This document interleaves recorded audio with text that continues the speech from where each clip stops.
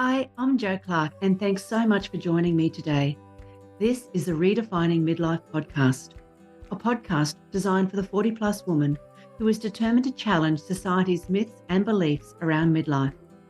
It's for the woman who is inspired and ready to define midlife her way. Join me each week as I chat to health and wellness experts for up-to-date information on how to live well as some special conversations with incredible everyday women redefining what midlife can look like. Here's to making our next half of life even better than the first. Dr. Peta Wright is our guest on the podcast today. She is a highly qualified and well-respected gynaecologist and founder of Vera Women's Wellness. Dr. Peta strives to take a holistic approach to managing the health concerns of women of all ages. And when it comes to treating any gynaecological condition, Peta ensures that she educates and informs her patients and aims to empower them to achieve the best quality of life possible. Peta completed her undergraduate medical degree at Monash University in Melbourne in 2004. She has completed a Master's of Reproductive Medicine and also a certificate in Women's Integrative Medicine. In today's episode, we talk about her approach to women's health, as well as cover some important information about the menopause transition. Dr. Peta also answered some of the most common questions women in the transition want answers to. We also discussed her brand new book, Pelvic Pain, that has recently been published. And this book is going to change the lives of countless women. I'm in absolute awe of Dr. Peta Wright.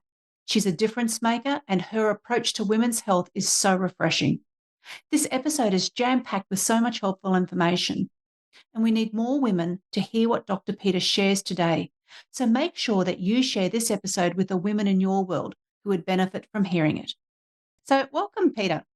Thank you very much, Jo. Thanks for having me. I want to start with something I caught my eye on your website, and it says, it is Peta's dream to help women remember the beauty and power in their bodies and to give them back the tools and knowledge to live happy, healthy, and empowered lives. That is a very unusual and beautiful dream to see on any doctor's website. So I'd love for you to talk about, how did this dream come about? Well, quite a few years working in the public system and then coming out and working in private practice. I think what we get taught as gynecologists are just all about pathology. And there's a lot of because of women are not men, they're sort of almost immediately many natural things that are happening in their body. It's part of, whether it be part of puberty and part of that developing reproductive system, or at the other end with menopause and perimenopause, it's kind of been pathologized rather than helping women to understand the natural, normal changes and, quite frankly, incredible things that go on in our bodies throughout our whole lifespan that, yes, sometimes cause confusion and discomfort and pain. But when the only story that we're being told as women, and I think this is what I felt, both from a doctor's point of view, what I was learning at medical school, it was just pathology. And as women in the world, it's that anyway our biology deviated from that of a man.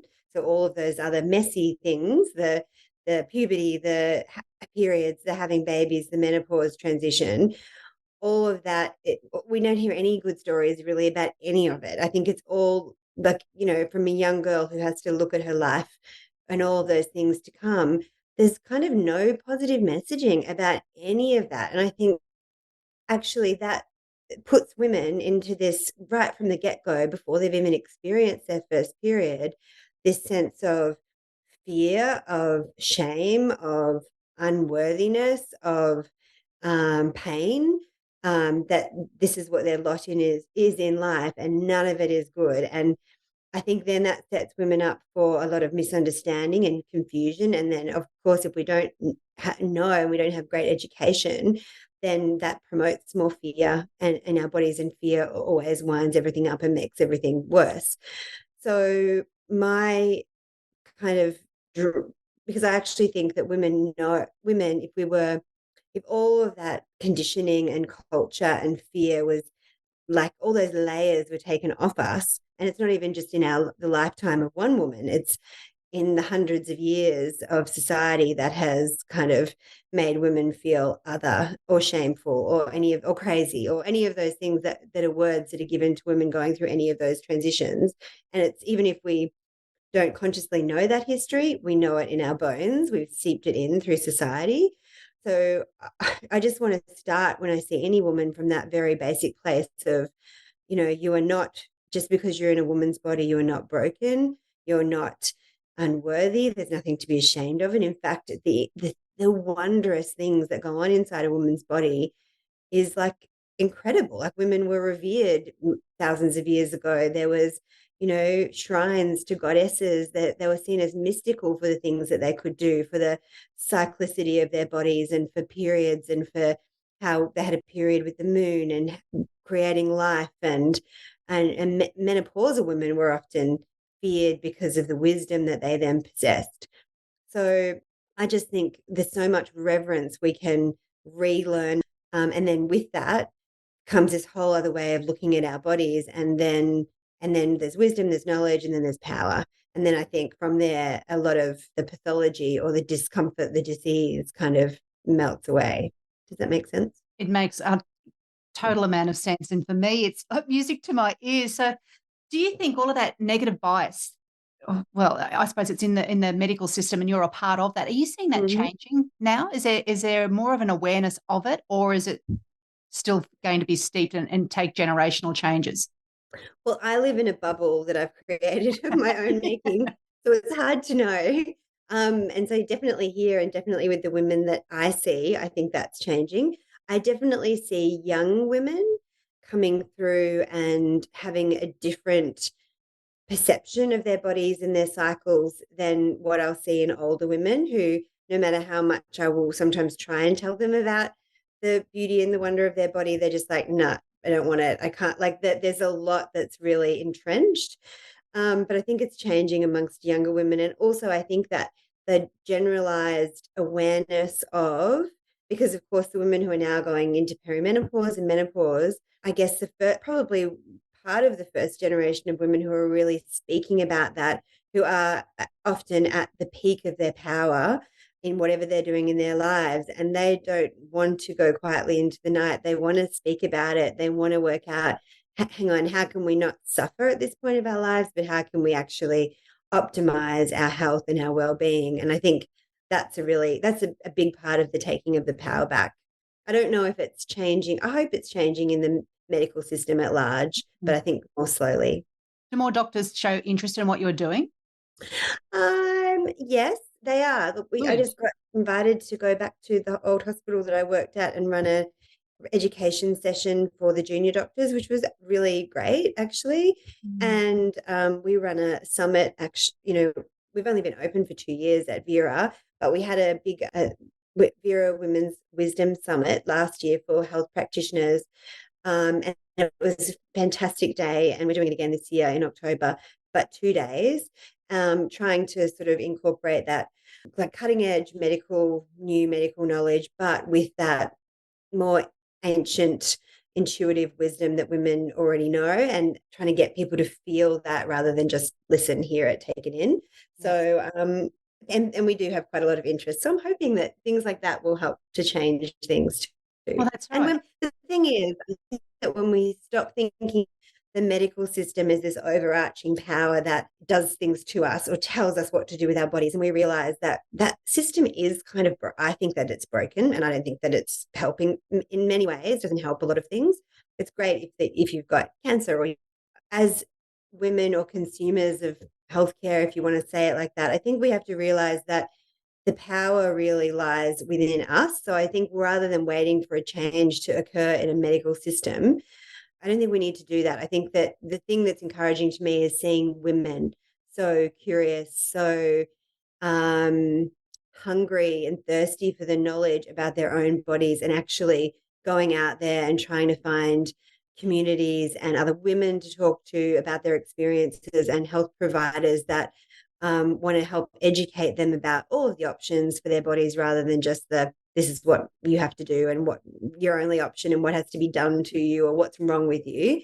So that's where I feel encouraged that women are actually taking back that power themselves. And I think that's really how change occurs, and within the health system. Well, being at the forefront and driving that change will be exciting for you. So it's wonderful just to see from the outside looking in. There are practitioners like yourself who are, and all of the people who are working with you are really wanting to see that change happening. So thank you on behalf of the women who have now got somebody or some specialist who they can go to with regards to some of the issues that they might be having. That's okay. It's a privilege, and I'm happy every day for people to come and help them to remember what they really already know, but then it gives them that power. Yeah. And I'm interested, where did your interest and passion in women's health and particularly in the style that you're being able to create now, where did that all begin?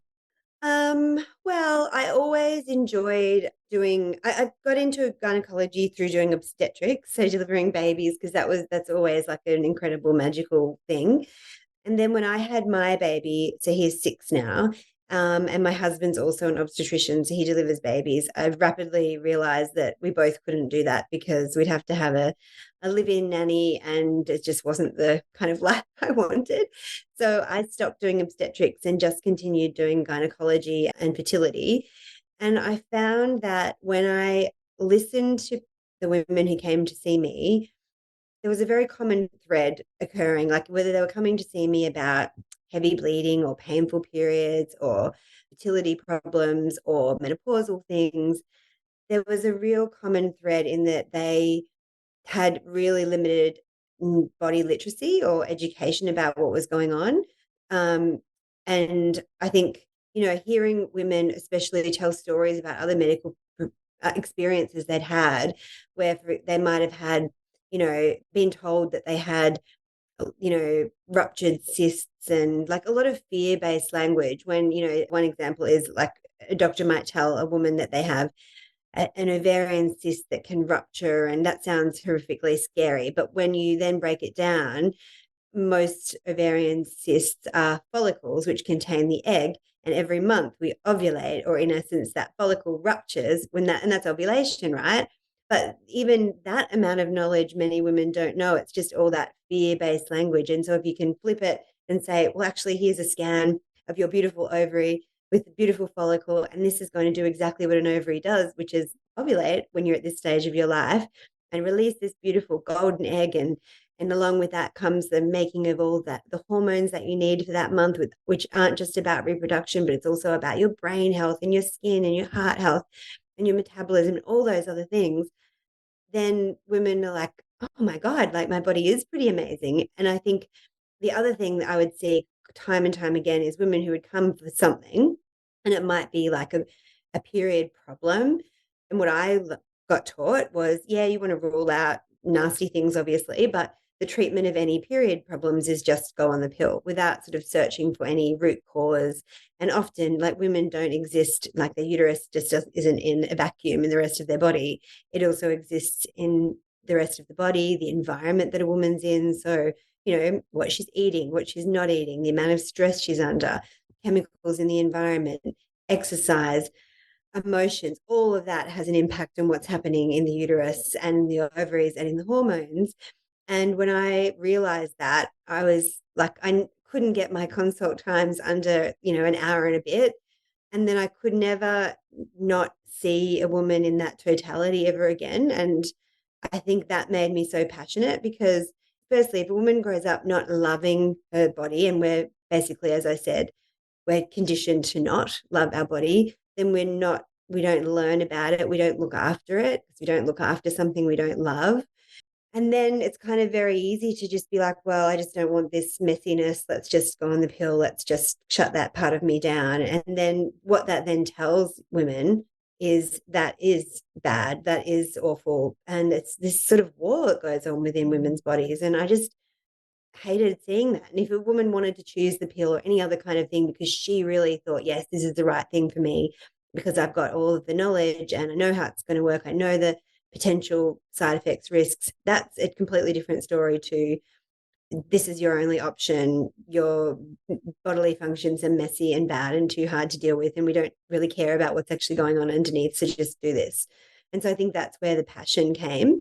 And then the other thing was seeing women the other common thread was women who just were exhausted. So just usually the other end of the reproductive spectrum. So, the 40s and 50s who were seeing me in their lunch break, not taking a single bit of time out really for themselves, looking after their kids, looking after elderly parents, at the top of their game in their job, not having any time for themselves, wouldn't be able to tell me what made them feel joy, just completely burnt out and presenting to me with whatever they were presenting to me with. But it was very obvious that all of that was playing into what was going on with them there, and we couldn't ignore that, you know? And so I guess sometimes, like, if someone comes to see me, they might think, why is she even asking me about, like, what brings me joy or what do I like to do for fun? But I think that is incredibly relevant because all of that plays into how our body physiologically functions as well. So I guess that seeing women being so disempowered made me passionate to help women to become more empowered. And that's kind of when I started changing the way I practiced, and I did some more study in sort of integrative medicine. And then I set up Vera, which my aim was to create a place that kind of forced women to take some time off, because it's a little bit out of Brisbane. So it's about 35 minutes out of the city. It's in nature. So it, like, just calming generally, just to even drive in the driveway. And it's like really beautiful nature. And then having other health professionals who can help them with those other parts of their lives, like dietitians and psychologists and psychotherapists and physiotherapists and acupuncturists and naturopaths and all of those other allied health people that can help the totality of a woman. And I just and making a place where women felt safe and nurtured and cared for, and gave them permission to take time for themselves, because I really truly think that if women were able to do that, the ripple effect that create throughout society would be huge. Oh, it's massive. Just for a woman to be seen and heard is quite rare. From a lot of people, a lot of my friends that I talk to, a lot of the women that sometimes are given the incorrect information. There's a lot of gaslighting going on. What do you suggest for women who don't have access to something like you can provide? What do you suggest they do? I think there's a lot of really good books that they can start to read, first of all. So if it is about perimenopause, I would definitely recommend something like Lara Bryden's book called The Hormone Repair Manual, and she's an amazing naturopathic practitioner. She's awesome. There's also a book called, I feel like it's called Menopause Boot Camp by Dr. Suzanne. It's a beautiful book. I'm just looking it up, actually. She's an American gynecologist, and she's incredibly holistic and Menopause Boot Camp by Suzanne Gilberg Lenz. It is a really, really good book. The tagline is optimize your health, empower yourself, and flourish as you age. And it's a really, holistic book, which takes into account, obviously, the medical stuff. She speaks about not just the physical aspects of perimenopause and menopause, but also non-hormonal options, hormonal options, lifestyle advice.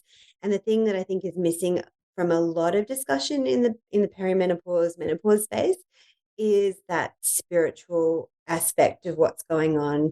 And she really addresses that in that book, which I think is wonderful, because I think some of the things that I see when women come to me, sometimes it's simple and it's like, I just have got terrible hot flushes, make them go away, and that's easy. But then oftentimes I feel like if a woman has gone through something in her younger years where something hasn't been resolved or dealt with, that can often come up at this time. Or if there's that uneasiness about the next chapter, or who am I now that, like, this other part of my life my life is changing. So there's existential questions, and of course that that fear that brings up in people when we're going through that aging process about ultimately of death and all of those things, as that comes up, that's a big thing for women. So I really feel like that spiritual part of this transition is really, really important, because when we feel at peace there, then of course we're going to take better care of ourselves, and that's going to flow onto our physical body as well. So you're really looking at, and that's what's so important, at a person as a whole, not just Yes. the bikini health of somebody. We're really looking at the whole person, the whole picture, and it's far more complicated and complex than I think. Most medical professionals seem to give it credit for. So again, what you're doing is very different and unusual for women, but hopefully it's not going to be as unusual in the near future with more practitioners doing what you're doing. So because I work with a lot of the women, as I said earlier, in their 40s and their 50s, and many of them are going through the menopause transition, I actually ask thousands of ladies who are on my email list if they've got a burning question that they would like to ask a gynecologist. And then, as you can imagine, I got lots of responses back. So I've just grouped a couple of the most common ones. So one was around pain, and at this time of life, just feeling different pain than what they've had before. So how can they limit and treat joint pain, muscle aches, headaches, and migraines? And I understand everybody has to be seen as an individual, and we can't group everyone together. But is there a commonality there that you could say, well, try this? Yeah, I think it's probably worth breaking down into, I think, headaches and then joint aches and pains. So headaches often can come up in that perimenopause time, and that is just the time around menopause. So menopause is just defined for your listeners as the time 12 months after the last period, and onwards for the rest of your life. And perimenopause is like the indefinable time around before that. So it can be anywhere from early 40s upwards. The average age of menopause in Australia is about 51 or 52. And obviously for some people it's earlier, some people it's later. What can happen with headaches is that as women are starting at the beginning of that transition, we often think about menopause as like a state of low estrogen, but at first it can be this state of tumultuous ups and downs of estrogen. So there's high, like a roller coaster, high levels of estrogen and then low levels of estrogen, and then lower progesterone. And often headaches can be potentially due to that lower progesterone and also to that fall from high to low estrogen.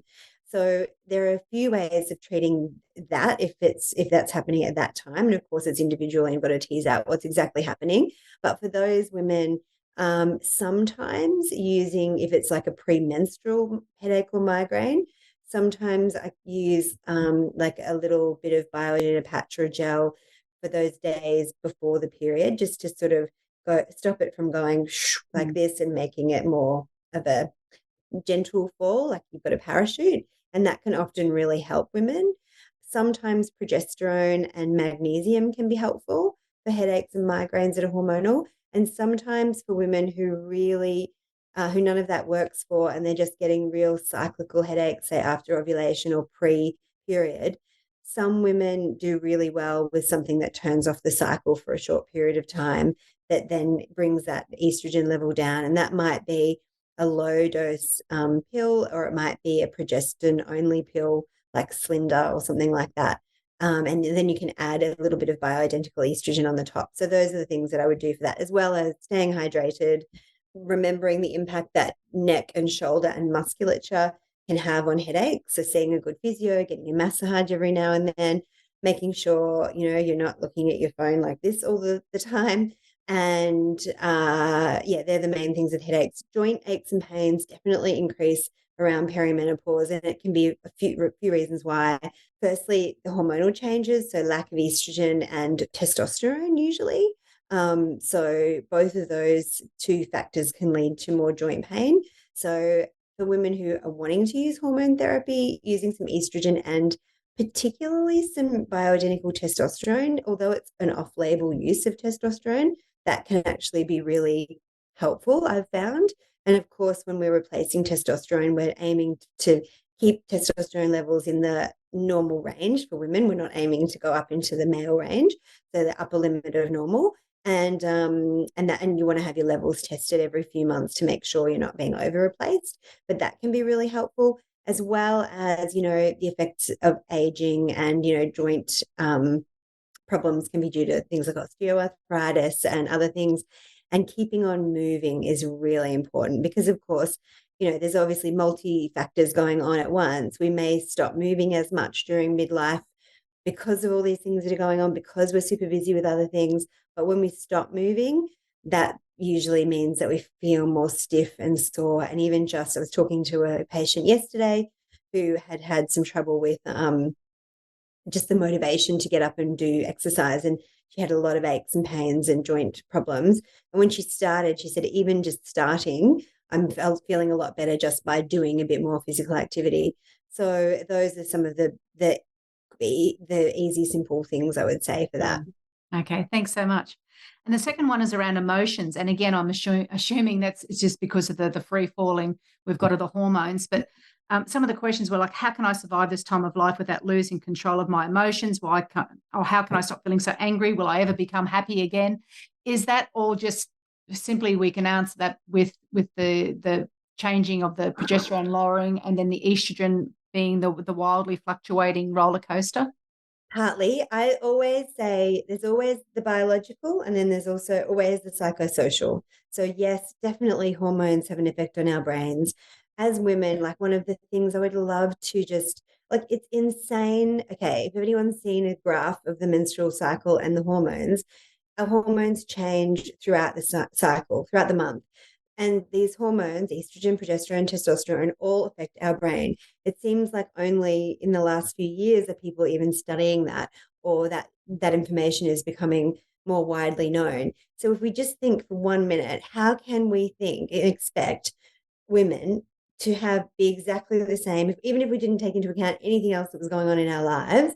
How can we expect that our mood is going to be exactly the same for 28 days of the month when we're cycling, when our hormones are up and down? So I think number one, normalizing women's changing hormones means that our moods will change, and helping to create a society that understands that. So women can say, I'm day whatever. I feel like I need a bit more alone time. I feel like I might be more snappy or more irritable. I'm going to take myself away, or I need this.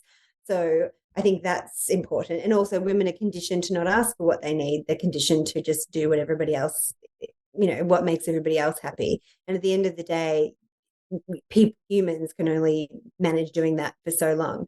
If you think about perimenopause like the ultimate PMS time, right? So if you think about the 28 days of our cycle, and we have our estrogen at the big and progesterone at the start flat, estrogen rises as a peak at ovulation, dips a little bit, rises again, our progesterone rises, and then it falls right before our period. And that's that typical, the PMS time where women get labeled crazy and hormonal and blah, blah. And our hormones are falling. If we think about perimenopause or menopause, like the ultimate, like it's not coming back again, it's our hormones going down, right?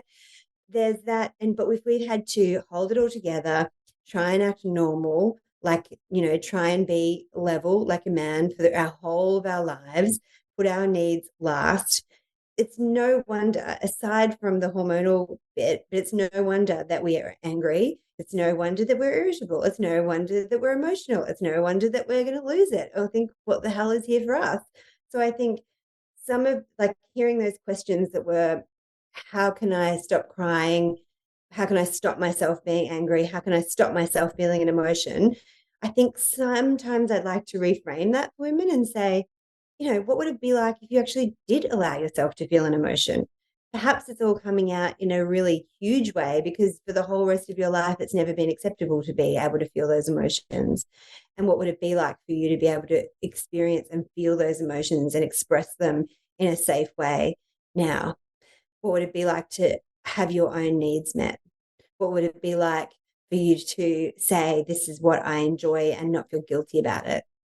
So I think that is a huge thing. Yes, the hormones can play a part biologically, but I think that's a big thing.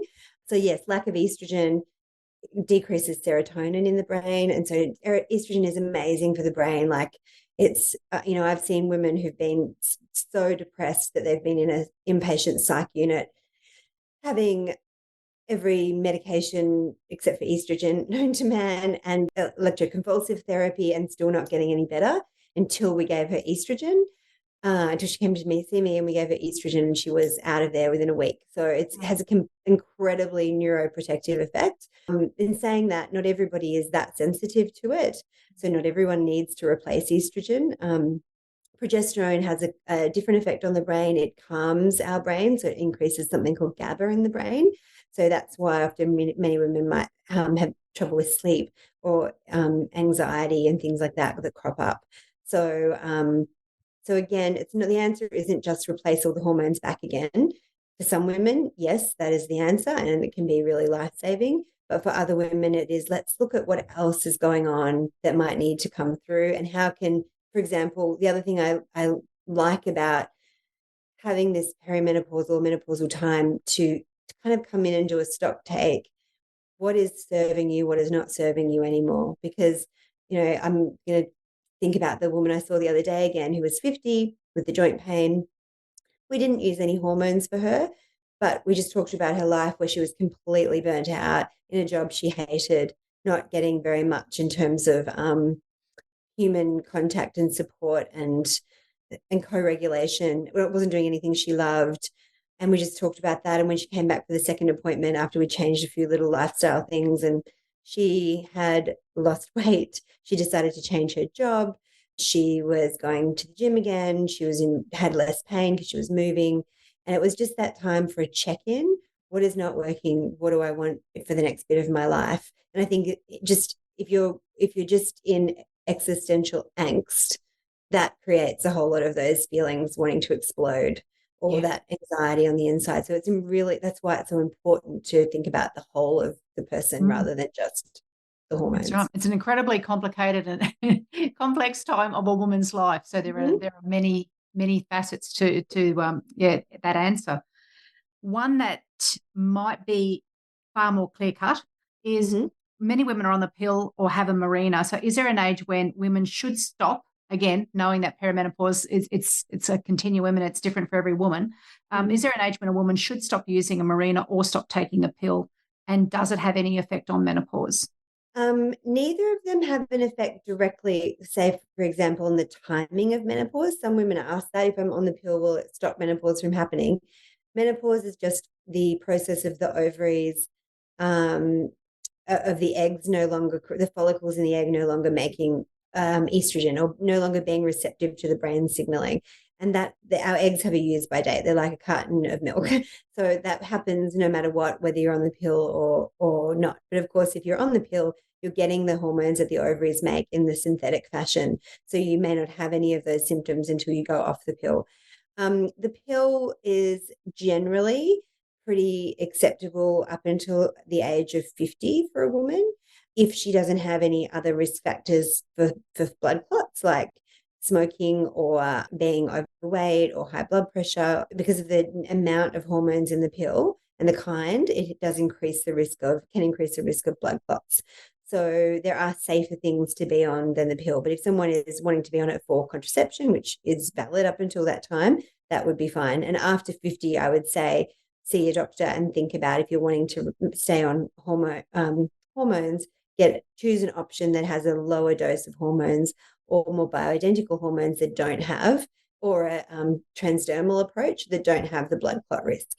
Gotcha. Mirenas work in a completely different way to the pill. So that's a synthetic progestin little IUD, intrauterine device, that sits inside the uterus, and it basically thins the lining of the uterus out. So it stops the estrogen from making the lining really thick, and it just kind of keeps it nice and thin. And if it's nice and thin and the progestin's in there all the time, most women who have a Mirena either will have very light periods or no periods, but they'll still ovulate. So their ovaries will still be sputtering away. So when someone, for example, who's not on the pill, going through that or on a Mirena, might be going through the, changes in cycles, perhaps heavier bleeding, perhaps shorter cycles, and all of that stuff. That doesn't happen, obviously, if you're on the pill, because the pill is replacing your natural cycle until you go off it. And with the Mirena, that's still happening from an ovarian point of view, but you're just not having the periods. So it can be a very good treatment for women who have very heavy periods around this time, and it can make a really big difference. There's not really a time you can stop that, because it doesn't cause blood clots. So I have some women who are on that up until 55, 60. There's probably not much point in having it after they've stopped having their periods, though. Does that make sense? Yes, it does. The other thing about the Mirena is, which is kind of good, is if you're using the Mirena to treat heavy bleeding, but then they start to have hot flushes or other symptoms of low estrogen, you can use a bioidentical estrogen in the form of a patch or a gel or a tablet even on top of that, on top of the Mirena, which can then help those menopausal symptoms. Oh, that's great. There's going to be a lot of women who are going to be very thankful for you answering those questions. So thank you. You've got some really exciting news, because by the time this podcast comes out, it'll be in September. But you've got a book coming out at the end of August called Healing Pelvic Pain. So congratulations on that. I can't imagine how much time and effort that must have taken you, given everything that you have been doing over the last couple of years. So would you like to talk a little bit about that book now and exactly the reasoning behind its birth, basically? I think this book just came out of seeing lots of women, often sort of like the last port of call for women who had chronic pelvic pain, who may or may not have had a diagnosis of endometriosis, who in many instances had, 8, 9, 10 surgeries, lots of surgeries for endometriosis, but were no better in terms of their pain. In fact, many women might have been worse off in terms of their pain, felt, may have also been, on various hormonal drugs, lots of other treatments, but they often felt really hopeless, broken, like, what is wrong with me? Like, just, am I ever going to have a good quality of life? Mm-hmm. And I guess from my own training, when I trained and learned about pelvic pain, we learned about, causes of pelvic pain being mainly endometriosis. So that condition where cells that grow in the uterus lining can grow outside in the pelvis and can cause inflammation and pain. And that the treatment was either the pill or a hormonal drug to suppress the growth of the lining, or surgery to remove those cells. And when I was training, I would do the surgery and then I hardly would ever see the person again, because it would be in the public system. And I would just think, oh, well, the person's had this surgery and they'll be better now. Great. But then when I was seeing women in my private practice who had heaps of surgeries by good surgeons and were still no better, it really made me question, hang on, what are we missing here? Why are the surgeries that the standard treatments that we've been told women need and that they should have early don't appear to be working for a lot of women?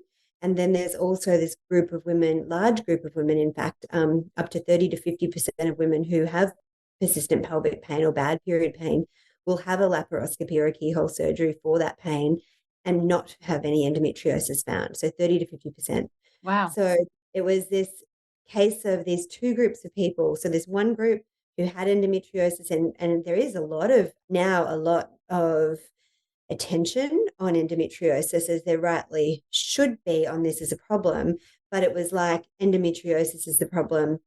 And then but when only surgery and medication is seen as the thing that needs to happen, but it doesn't appear to be working, that's a problem.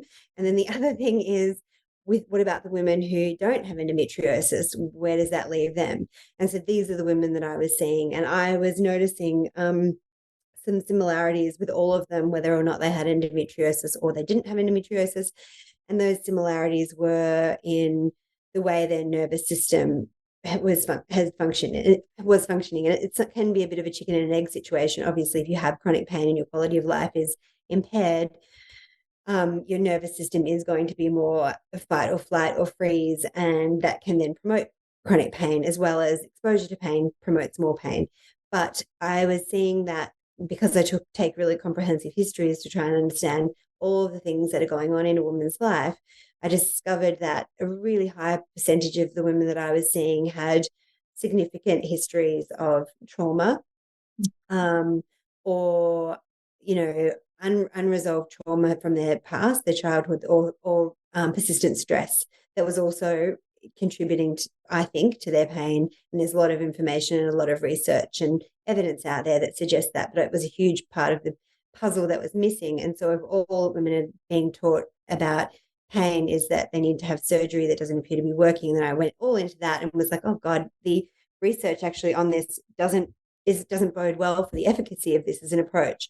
So how can we lead women to a path that might actually work, and also help to educate them about their bodies and what happens in a normal functioning body? Because again, fear of our body, if we're told, oh my God, if you have any pain, it could be endometriosis and that could be really terrible, then that promotes more pain. And then that does a lot to the nervous system, which promotes a state of more inflammation, impaired immune system, all of those things. So it's just this cycle that fuels itself. And so that's what the book is about. So it's about that current neuroscience that is suggesting we have to look beyond just the pelvis, beyond an endometriosis lesion. We've got to look at the brain, look at the immune system, the gut, the pain pathway systems. Otherwise, women are kind of continuing to have really substandard dark ages medical care. Many other areas of health have moved on to understand that by the psychosocial and has a part to play in the body, not just a lesion or a structural issue. And there's a whole field now called psychimmunology, which explains exactly that, how our environment and our thoughts and our experiences actually affect our biology. So the idea is that when women might feel like they're being told it's in your head, that's absolutely not true, but there's this very real nervous system bridge that alchemizes our experiences into increased inflammation, impaired immune system, impaired gut function, biochemical changes in our bodies. And if we understand that, we can have compassion and understanding for our bodies and how we've got to this point. And we can also realize we actually have the power to change things. And that's incredible, rather than just being at the mercy of someone on a waiting list for 6 months for an operation that may or may not improve pain.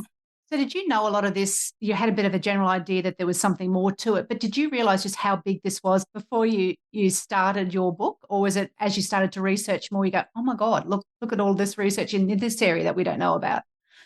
A little bit, yeah. Like there was things like, I'll tell you a couple of things that blew my mind. Like one thing, because people always think about endometriosis like it's this awful progressive thing that grows in our pelvis, and if it's there, the only thing you can do is have surgery. That's the only thing that gets rid of it.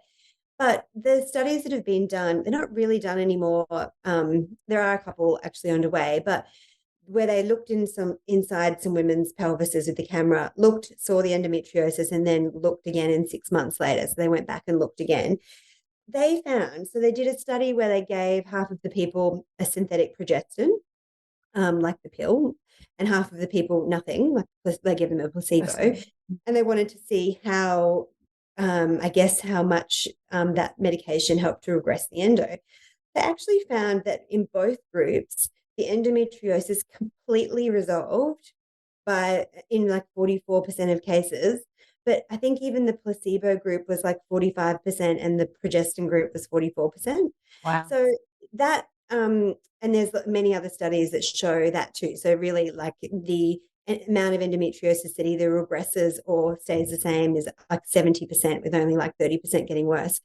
So I think just those kinds of things, because people don't know that, and there's like a whole lot of misinformation which drives fear.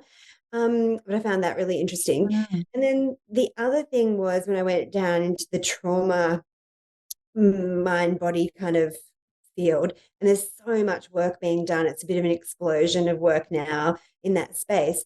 But the very, very sort of first work that was done on the effect of trauma, developmental trauma, and the physical body was done in like the 90s, late 90s in America. And it was this study called the ACE study, the Adverse Childhood Event Study. And it was actually run by a guy who was a obesity doctor, and he was seeing these people in his obesity clinic losing a whole lot of weight, but then just putting it all back on again. And he realized that the eating was the coping mechanism. It was coping with the stress, or it was a way that they were soothing the high cortisol they had in their body that was programmed from this developmental stress and trauma, that things had happened in their lives.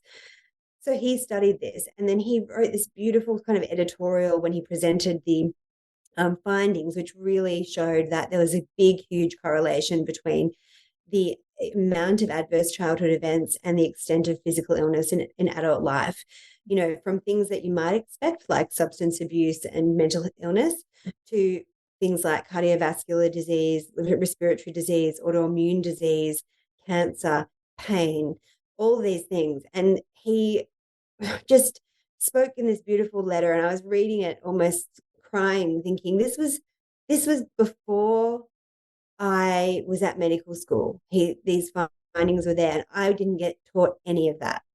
And the fact that that research was out there, and you know, if we think that much of the origins of a lot of disease is in the way we support families and support children and help to reduce those, like financial, physical, sexual, all those traumas, neglect, that could actually do more for health than all the things that we're doing. That just made me just so emotional, and like, how could we not have been taught that as doctors? That's it. I mean, you'd be getting cranky as a doctor. Why the heck are we not getting this information that we can then pass on to the people that we look after? It'd be very frustrating. And that policy can there can be policy changes that can actually help. Well, hopefully with the things that you're doing now and in the book, it's going to reach so many more women, because the ripple effect of that is going to be, well, you'll never know what sort of effect that's going to have. So it must be, I'd imagine, a time for you where you're a bit tentative when we spoke earlier before the interview started about releasing this book out into the public, because you put so much time and effort into it, and then to let it go into the hands of women who are going to now read this information. Can they use that information to go to their doctor and say, look, this is research. Can you do something different for me?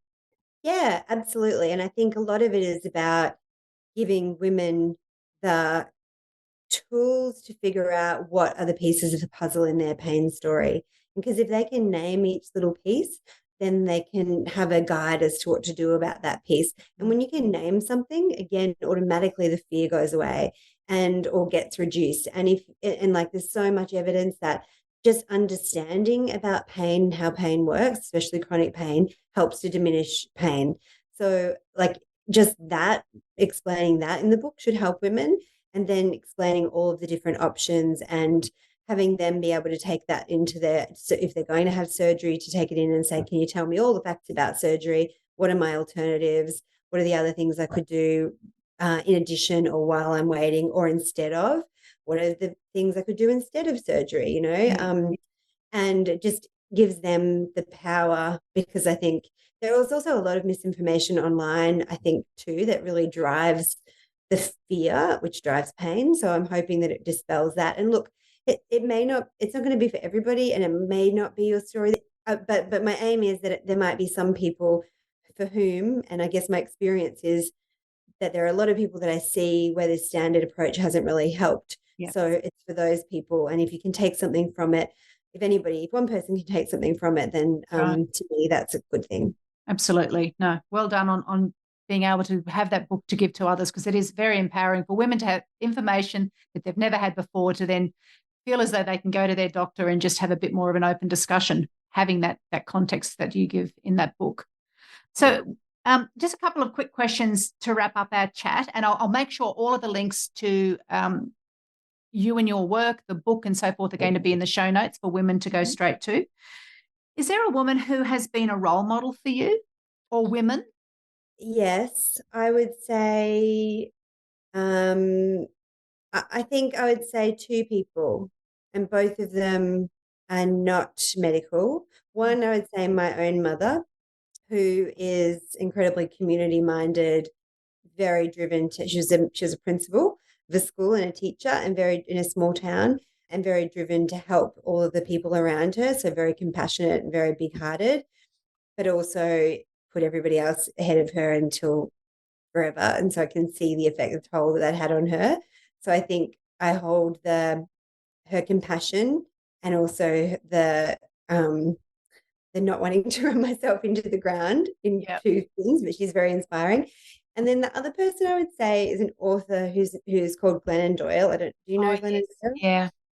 And I love her because she is honest and not ashamed of many of the things that we've been taught to be ashamed of as women. And I love that she speaks about so openly about the challenges that she has and just the experiences of being a human.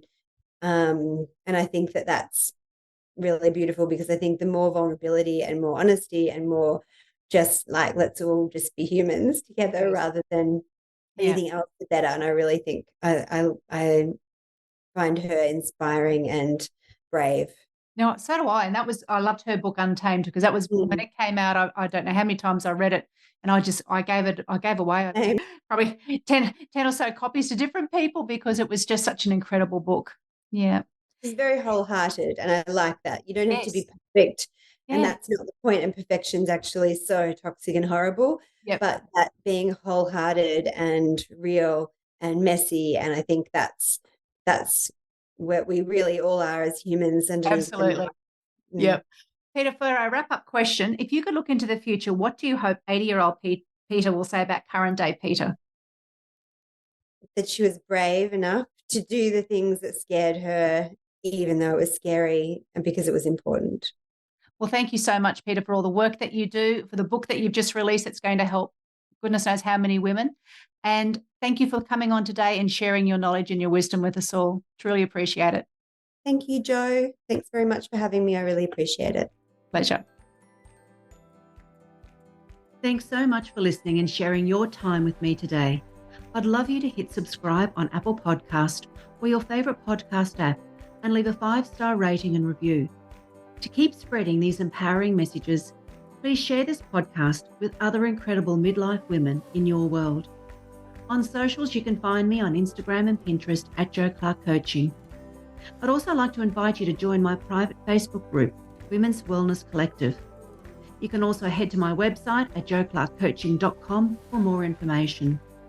All the links mentioned in today's episode can be found in the show notes. Join me again next week for another redefining midlife conversation. Thanks again for tuning in.